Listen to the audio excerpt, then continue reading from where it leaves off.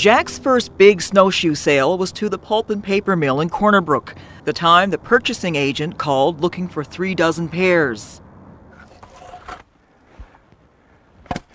Stu Weldon used to be Woodland's manager at the mill. He can see how Jack's snowshoe is well suited for winter field work. It's that thing about compactness when they're going in through the woods doing their cruising jobs or road layout. I mean, they got to get in some tight places, and of course the snowshoes, tie on the back of the skidoo so nicely, and thick woods and that sort of thing. They're compact and small, and the fellows can get around in the real thick stuff a lot easier. Stu only has his own wood to worry about now. He retired 7 years ago. But he hasn't slowed down much. Between his cottage here on the Humber River and his home in Corner Brook, Stu goes through about 8 cords of wood a winter. That's wood he cuts himself, so he's in the country a lot. And when he goes, Jack's snowshoes go with him. Jack's snowshoes, of course, they're so simple. I mean, like I said, Jack doesn't like me putting them on this way, and maybe he puts them on that way. But anyway, they're so simple to put on. You just put your foot in like that, backwards, and turn, and you're ready to go. It's just like that. And again, when you want to get out of them, you just put your foot on one side there like that, and pull your foot back and around like that, and you don't even have to bend over. So when you get over like me, they're so much easier to use. You do have to bend over and pick them up. They're just such an efficient, light, compact. Just feel it. It's just so light. It's true.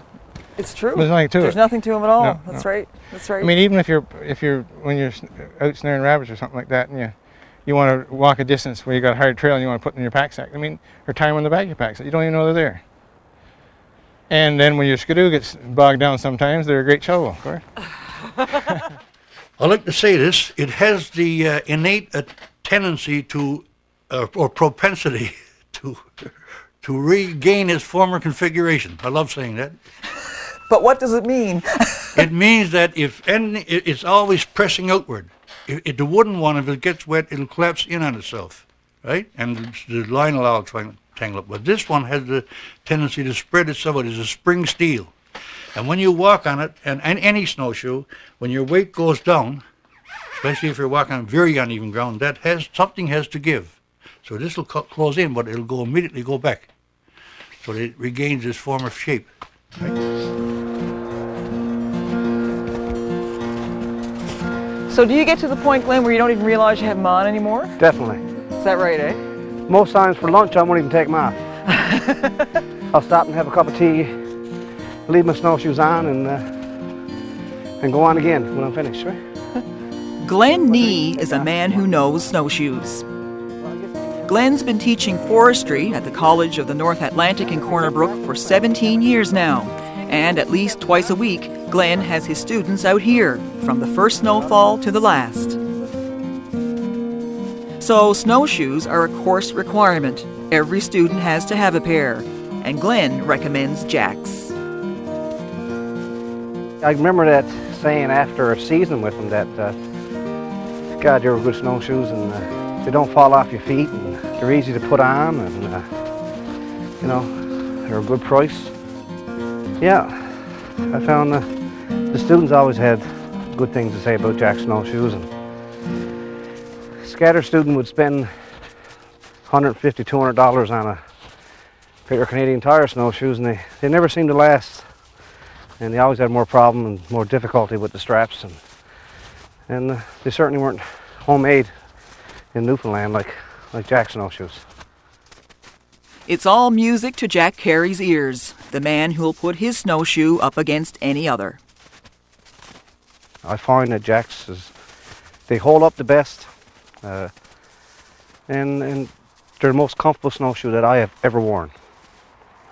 And like I say, and I've tried a few, and I've seen students try different ones, and it always seems to come back to a reliable snowshoe that's easy to take on and easy to take off, and it's lightweight, and and really good for our snow conditions. I've never used them outside of Newfoundland, so I can't speak on that, but I think they could fit in anywhere. It's embarrassing, you know, to have to admit to perfection. But sometimes I guess, you know, it's inevitable. It's terrible to be 66 years old before you can say that, isn't it?